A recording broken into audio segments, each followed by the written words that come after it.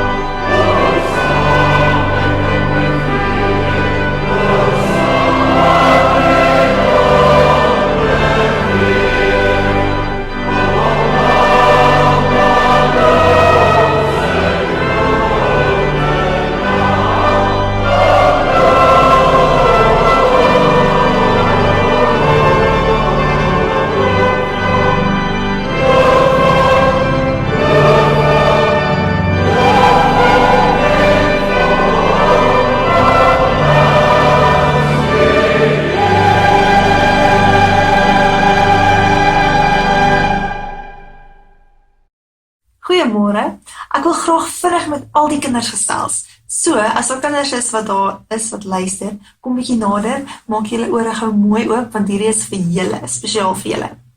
Ek wonder sommer, hoe gaan dit met julle? Is jy al moeg vir die huis, of speel julle lekker, of kry julle te veel huiswerk? Ek dink julle kry baie huiswerk, nee. Maar, wat doen julle? Ek is nogals nuuskierig. So, soos wat julle weet, is ons bietjie vas in die huis, nee. En dit maak dat ons vergeet wat daar buite aangaan. Ek meen, kan julle onthou hoe dit lyk daar buite? Wanneer laas was julle by 'n winkel, of by die Fleeks, of by 'n restaurant? Dit is so vreemd, nee, mens vergeet dit somme. Maar die ding is, die wêreld daar buite is nog steeds daar. Ons sien dit net nie. En die mense daar buite is ook daar. So, ons mis dalk ons maatjies, nê, dalk die meneer en die juffrou, ek weet nie of julle hulle mis nie, maar hulle mis seker skool, so bietjie. Ons mis die dinge daar buite. En dit is baie vreemd, maar weet julle wat? Dit is baie belangrik om te weet dat ons nooit alleen is nie, nê?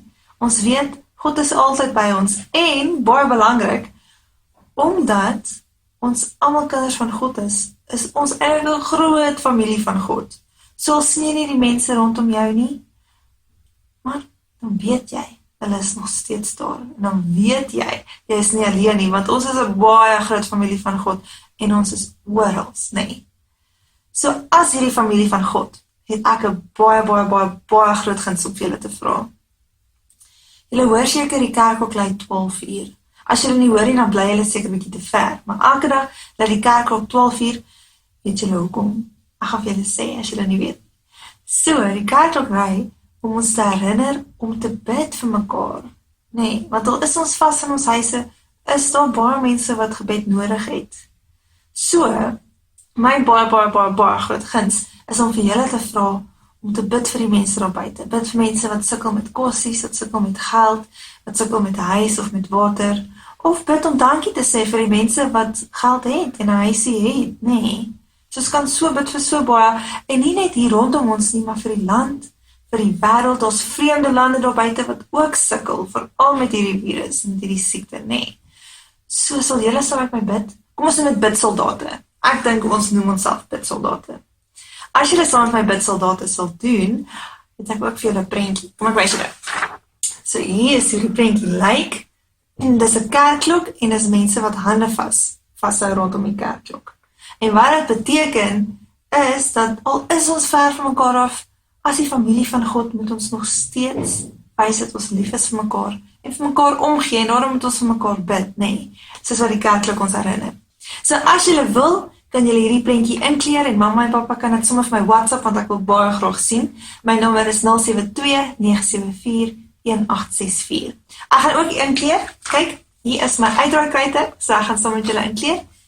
En ek hoop dit gaan verder goed. Onthou, bidsoldate, kom ons bid elke dag. En as jy nie weet waarvoor om te bid nie, vra vir mamma, of vir boetie, of vir sussie, of vir pappa, of vir wie ook al daar by jou is.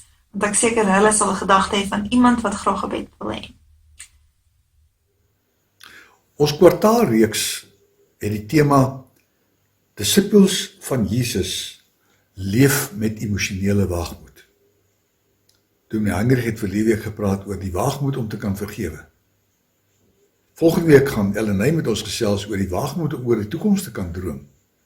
Vandag egter gaan ons praat oor die waagmoed om vandag, die nou, as disippels van Jesus te kan aanvaar.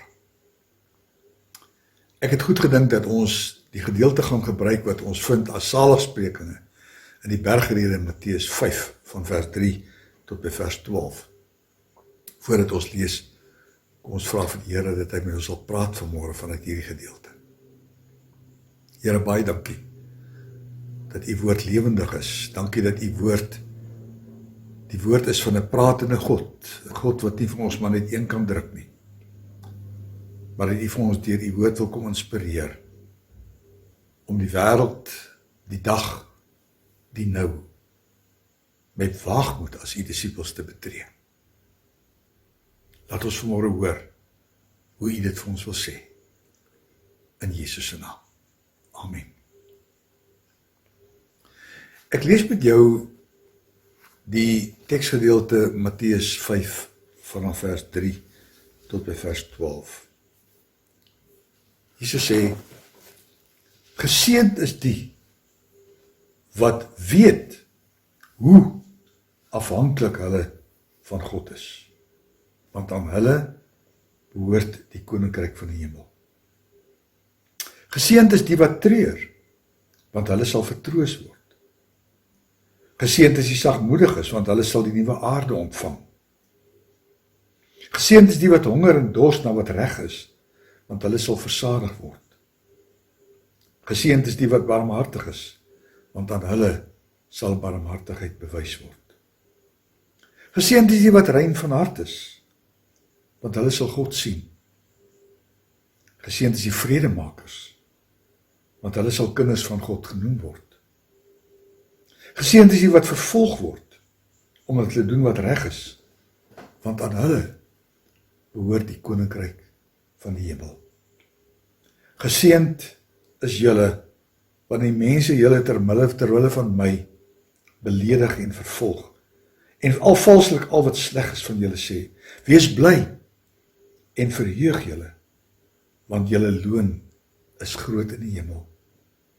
Hulle het immers die profete voor julle net so vervolg.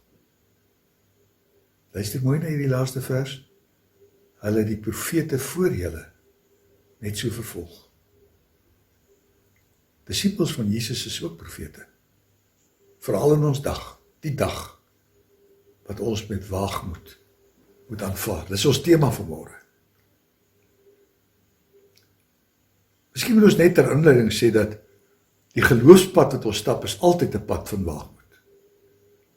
Die geloofspad is nooit maklik nie. Nie wanneer ek dit ernstig, eerlik, opreg in die teenwoordigheid van die lewe van die Here leef nie. Dit verg altyd waagmoed. Geloof vra juis waagmoed, want ons betree 'n onbekende en dikwels 'n wrede wêreld. Ons betree 'n wêreld wat anders is. 'n Wêreld wat nie verander nie. Die vreemdheid vir ons in die wêreld is die feit dat ons verander. Dat ons deur Jesus Christus nuut gemaak word, dat ons nuwe mense is, wat met 'n nuwe karaktereienskappe in hierdie wêreld optree. 'n Tweede opmerking wat ek ter inleiding wil maak is dat die wêreld waarmee ons met vrede maak, die dag, vandag, die nou, wat deel is van ons wêreld, is nie 'n droomwêreld nie. Dit is nie die wêreld waarna die mense verwys as hulle sê, a pie in the sky when you die nie. Dit is die reële wêreld, die werklike wêreld. Dis die wêreld wat ek en jy ken. Dis ook die wêreld wat ek en jy sedert Maart maand ken. 'n Wêreld vandag met 'n coronavirus wat die totale aardbol betree het en chaos saai op elke moontlike gebied. 'n Dag waarin ek en jy gevra word om opofferings te maak. Selfs opofferings maak om die kerk toe te kom. In ons huise te bly. Baie van ons se besigheid mag nie funksioneer nie. Ons het nie inkomste nie. Dit vra groot opofferings. En dit tref ongelowig en gelowig. Maar daar's tog 'n verskil. Dis die manier waar die ongelowige dit in die wêreld die dag aanvaar, die nou aanvaar. Teenoor hulle wat disippels van Jesus is. Disippels van Jesus het 'n besondere kenmerk, sê Christus in die bergrede. Nou wil ek jou aandag daarop vestig, dat wanneer Christus vir ons 8 punte noem, dan is dit nie 'n lys van nuwe moeds en moenies, wat ons moet nakom, en wat ons moet nakom, sodat God kan sien of ons reg kom, of ons reg leef, of ons reg glo nie. Nee. Dit is 8 kenmerke van die disipel van Jesus Christus. 8 nuwe kenmerke van die nuwe mens, wat anders is die wêreld vandag aanvaar, maar op 'n baie besondere manier. Ek gaan dit vinnig met jou noem, en dan wil ek hê, jy moet gaan kyk na die stuk wat ek gaan uitgee, en wat jy kan gaan bespreek en bestudeer, want ek wil hê jy moet self hierdie lys gaan aanvul. Dit self gaan probeer interpreteer. Luister wat sê Jesus, wat is hierdie kenmerk? Hy sê, disippels van Jesus kan vandag aanvaar, want hulle is volledig afhanklik van God. Hulle staan soos 'n bedelaar voor God met leë hande, met bakhande, omdat hulle niks vir hom kan gee nie, maar alles van hom kan ontvang. Ons lewe in 'n krisis, wat nog vir baie lank, reg oor die wêreld, maar ook in die besonder in ons eie konteks, geweldige rimpel-effek gaan hê. Hier is nog baie gevolge wat kom, uit die krisis wat ons op die oomblik ervaar. En wanneer ek en jy vrede kan maak met vandag, wanneer ek en jy as disippels van Jesus in afhanklikheid van God vrede maak met die nou, dan hoor ons in dit wat ons ervaar ook God se oproepinstruksies aan sy disippels om te gaan sê, julle het 'n rol te vervul in hierdie stukkende wêreld. Julle het 'n rol te vervul in hierdie mekaar wêreld. Die tweede eienskap wat 'n disipel van Jesus ervaar, is dat hulle treur oor die stukkende wêreld. Jesus sê, hulle huil oor die wêreld. Hulle huil nie omdat hulle moedeloos is nie, maar hulle huil omdat hulle passievol is oor 'n wêreld wat onvolkome, onvolmaak, stukkend is. 'n Wêreld met baie seer, 'n wêreld met baie pyn, 'n wêreld met baie onreg. Dis die wêreld waarmee ek en jy moet vrede maak. Dis die dag waarmee ons vrede maak. Dis die werklikheid, dis die realiteit waarmee ons vrede maak. Ons huil oor 'n stukkende wêreld. Ek weet nie jy nie, maar dit val my op wanneer ek die TV kyk en ek kyk na die nuusbulletins. Hoe dat die armoede in Suid-Afrika skielik na die oppervlak kom. Skielik sien die mens wat is werklike armoede. Skielik sien die mens wat is die verskil tussen die wat het en die wat nie het nie. Opeens sien ons die duisende, ja, die statistiek vir ons sê selfs miljoene, wat nie werk het nie, wat nie inkomste het nie, wat al meer toenemend afhanklik raak van kospakkies. Die disipel van Jesus, wat hierdie wêreld aanvaar dit met trane in sy oë, sê Jesus, want hy het 'n passie vir hierdie wêreld, en ek wil myself gee, om 'n verskil te maak aan hierdie wêreld. Jesus sê, maar wanneer ek iets in hierdie wêreld doen, wanneer ek die waagmoed aan die dag lê, om dit te doen, dan sê Jesus, dan doen ek dit met sagte moed. Ek doen dit sagmoedig, met 'n sagte waagmoed. Wanneer ek help ek nie voorskrifklik nie. Ek maak nie soos die wêreld sê, ek sal jou help, man, as daar sekere voorwaardes waaraan jy moet voldoen nie. Die disipel van Jesus wat die wêreld betree, en wat huil oor 'n stukkende wêreld, gee sy lewe, gee sy dienste, gee sy alles, onvoorwaardelik, soos wat Jesus het gedoen het. Jesus sê, die disipel van Jesus wat hierdie wêreld met waagmoed aanvaar, doen dit omdat hy honger en dors na wat reg is. Hy kan nie onreg verdra nie. Hy kyk na die wêreld en die onreg in die wêreld, soos wat God daarna kyk. Jesus het 'n besondere hart gehad vir mense wat dikwels deur onsself uitgerangeer word na die buitelyne van ons lewe. Mense met wie ons normaalweg niks wil te maak het nie. 'n Disipel van Jesus betree ook hulle wêreld, want jy sien, dit is wat Jesus gedoen het. Jesus verdra nie onreg nie. Jesus ter wille van die reg het hy gesterwe ook aan 'n kruis. Hy sê vir ons, omdat ons huil oor die wêreld, omdat ons 'n passie het vir die wêreld, omdat ons dit met sagte waagmoed betree, lewer ons 'n diens van barmhartigheid. Ons reik soos 'n barmhartige uit na die wêreld. Ons gee onsself, ons tyd, dit wat ons besit, gee ons, sodat die koninkryk van God in hierdie wêreld sigbaar gemaak kan word, sodat die wêreld iets van God se liefde en sy genade kan ervaar. Daarom gee ons. Daarom gee ons ook van dit wat ons besit, daarom gee ons ook dit van dit wat ons beursie is. Vir die kerk, want jy sien die kerk doen dit nie omdat hy geld vra en omdat hy bedel. Die kerk is die instrument wat God vir jou gee om 'n verskil in die wêreld te maak. Ek en jy as disipels van Jesus doen dit met waagmoed. Daarom gee ons. En ons as deel van die kerk, ons as kerk, maak 'n verskil in die wêreld.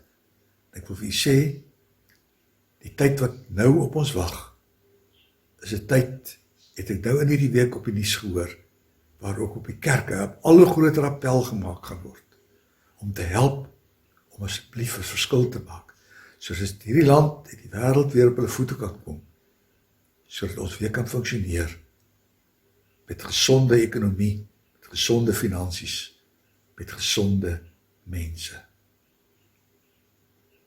Jesus sê, ons is disippels van Jesus met waagmoed, omdat ons 'n rein hart het. Rein hart beteken nie hoogheilig iewers sit en 'n klomp rituele doen, sodat ek net al vromer kan word nie. Rein hart beteken doodgewoonheid. Ek het net een fokus. Die fokus is Jesus. Die fokus is God en sy koninkryk.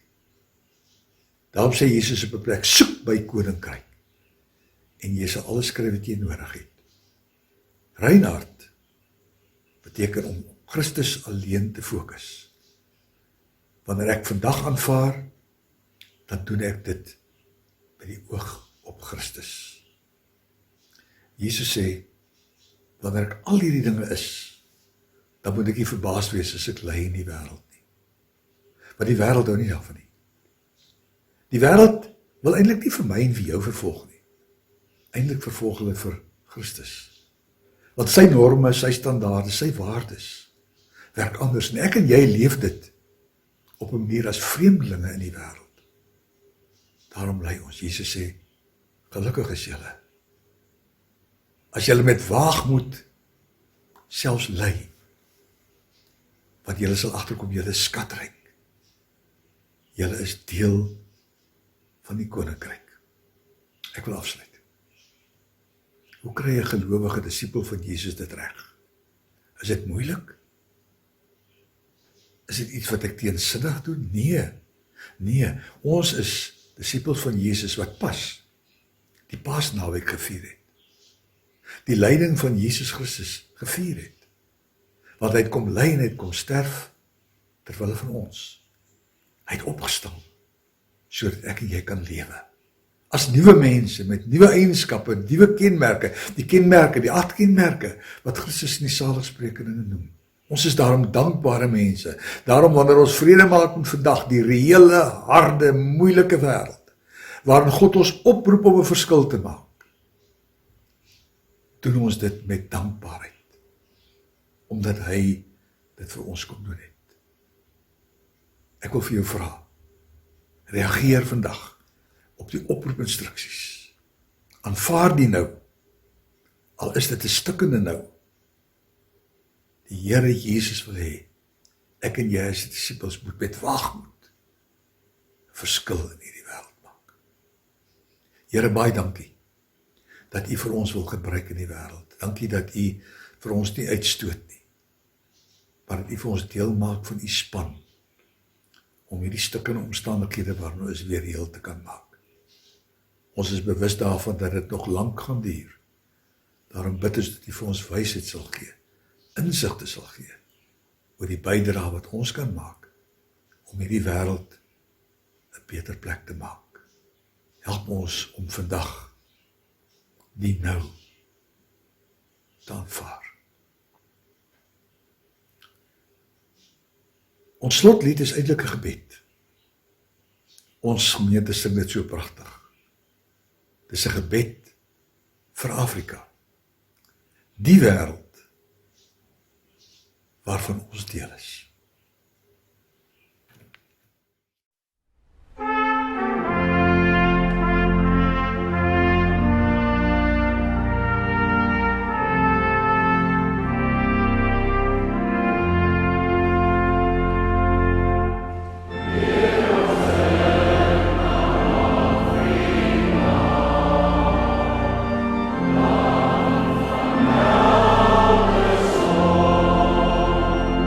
So